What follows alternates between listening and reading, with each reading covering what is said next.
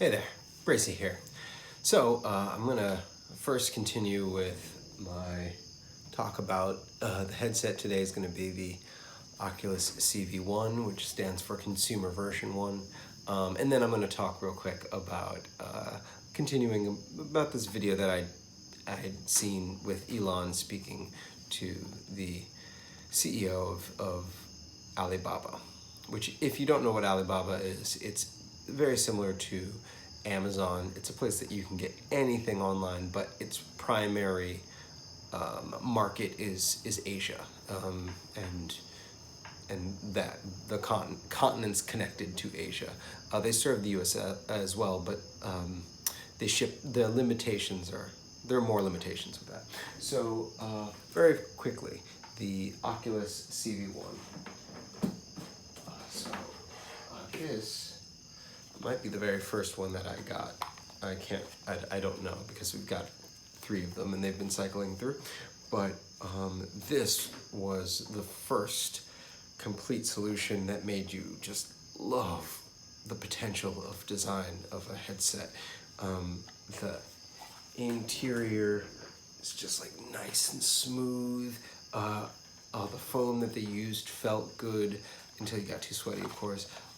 The strap, everything, it was made to fit heads better than all the other designs, as well as this nice fabric covering with this smooth plastic finish on the front, and the audio solution, like the really nice audio. Now, I'm showing you this because the original headset just came with a headset, an Xbox One controller, and a little remote control, like as if you wanted to watch stuff on TV. They were kind of really trying to fit this market, this category of kind of an advanced gaming experience, or an advanced entertainment system, where you might watch shows and stuff like that, and you don't necessarily want a whole controller. You just want to sit back and use their little thumb controller. That clearly didn't take off because they don't ship that controller anymore. I think you can buy it separately, but it came with it. That's no longer. It came with the Xbox controller. That's no longer, because very shortly, not too long after they released the headset, they released these touch controllers. Now, some may complain that they don't just hold on to your hand, but honestly, compared to the HTC Vive controllers, which were really nice, and when you got the first hint of room scale, these were amazing. But these guys, just, especially if you have a decent sized hand, it just felt so comfortable. It felt like it just made sense. The design was very comfortable, and also the idea that it had these touch capacitors, so it knew kind of generally which buttons you were touching. So when you looked in VR, you could kind of make your hand based on where your hand actually was. So it would just get rid of the controller. It would make it look like it's not actually there, and then you could make points, you could do thumbs up, you could wave, just based on where your hand was. Stuff like that. It's really well designed, and this was the beginning of seeing the potential of hardware design, not just hardware capability. The HTC Vive really showed you the potential of room scale, what's possible with the overall technology of virtual reality. But Oculus took it a step further when they decided, like, let's make this a high-end product. It's kind of the same way that Apple did with computers. They made you see, like, oh, this could actually be something that I'm kind of proud to own. It's the same thing with the Oculus. They also kind of streamlined the platform a little bit. They made the platform a little bit more high-end, feel a little bit more curated than the Steam network, the Steam content platform that the man, it's getting late. that the HTC Vive was connected to. The cool thing about the Oculus is that you could also use it on the Steam platform, as opposed to the other way around. Their platform is kind of closed off, so you can't really use the Vive unless you know how to utilize the Revive, which has Revive is basically software that allows you to kind of utilize the Vive on the Oculus platform, even though the Oculus platform wasn't made for the Vive system, the Vive hardware.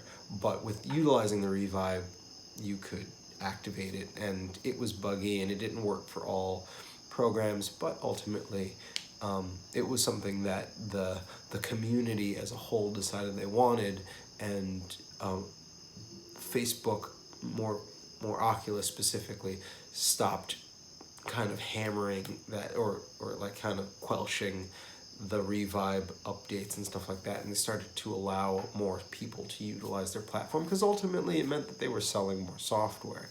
And you know, as much as they want people to use their hardware, it doesn't make sense to wall off their garden in a way that won't allow software sales as well.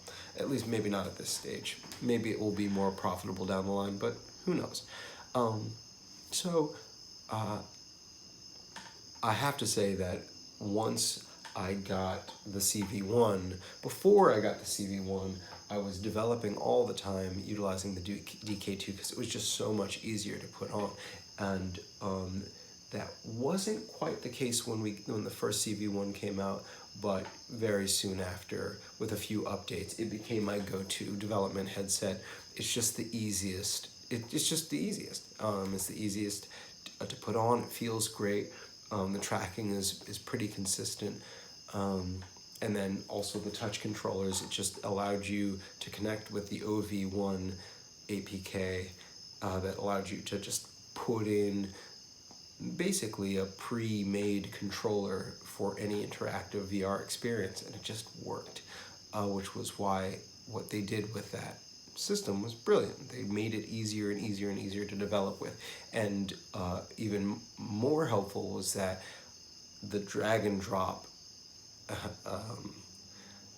basically the drag and drop controller that they made for VR, not only did it work for the Rift, but it automatically worked for the Samsung Gear VR, and later worked for the Oculus Go, and also now works for the Oculus Quest, which, like, there are now more things that you have to fine tune for which system you're using, but that was the brilliance of allowing to develop in this, just adding this SDK into Unity. It just allowed you to be able to develop all these different things with the same hardware. Like, I could build utilizing that headset and build for the Quest, and I didn't have to build out to the Quest each time, and I could kind of get a general feel of what it's going to be before I ship it over. So that's it for the talk of the Oculus CV1. I really like that. And just real quick about Elon and Jack Ma, I just wanted to talk about AI, because this is a huge deal. There's a lot of huge deals out there, but AI, artificial intelligence, that Jack Ma was trying to coin as Alibaba intelligence because he thought it was clever or something like that. It's something that people need to understand better. They don't understand the levels of difference that there are going to continuously be between us and intelligent systems that emerge out of machine learned systems. So machine learning and artificial intelligence, which at some point we're just going to say there is no difference between intelligence anywhere. We're going to get rid of the artificial, and we're just going to be like a digital sentient life form, which is going to be hard for a lot of people to stick with and understand, grapple with, but that's essentially where we're moving towards. And pardon me if I start snotting. I'm still dealing with these allergies. It's awful. Oh man, this isn't pretty. Maybe this means I should cut it short real quick. All I wanted to say is I thought it was kind of dangerous what Jack Ma was saying. And I think a lot of people who aren't really hip to what's happening or not studying how consciousness works, how it could possibly emerge in the environment we're creating with machine learning, and automated systems in general, for them to say it's not a big deal and ultimately say humans are the greatest thing, they're not looking at just the history of systems in general, how systems evolve. If you think evolution is strictly adheres to biological systems, then that just means you don't have a really solid understanding of how systems work, or even what a biological system, how that works, and how that mirrors other systems outside of biology. And once you get a picture of that, a better picture of that, you'll see how systems evolve, how language and biological systems are insanely similar. One would argue that they are as organic and fluid as biological systems, language systems that is, as well as just cultural systems, just any place that information needs to exchange from one place to another, and how